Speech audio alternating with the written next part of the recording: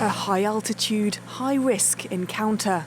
The US says it lost an MQ-9 drone on Tuesday when the craft's propeller was clipped by a Russian Su-27 fighter jet, causing the unmanned aircraft to crash into the Black Sea.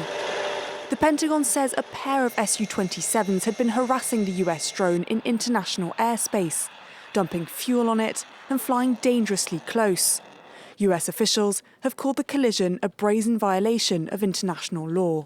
This incident demonstrates a lack of competence in addition to being unsafe and unprofessional. US and allied aircraft will continue to operate in international airspace, and we call on the Russians to conduct themselves professionally and safely. Russia denies its jet collided with the drone, instead claiming the MQ-9 lost control after a sharp maneuver.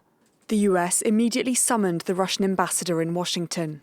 We don't want any confrontation between the United States and the Russian Federation. We are in favor of pragmatic relations for the interest of the people of the United States and the Russian Federation. Moscow has previously expressed its displeasure with US surveillance flights near the Crimean Peninsula, which Russia illegally annexed from Ukraine in 2014. US and NATO officials say Russian intercepts over the Black Sea are common, citing a pattern of aggressive and dangerous actions by Russian pilots. But it's the first time Russian and US military aircraft have come into direct contact since Russia's invasion of Ukraine last year. The US Defense Department is currently working to declassify imagery from the incident that could determine whether or not it was a deliberate attack.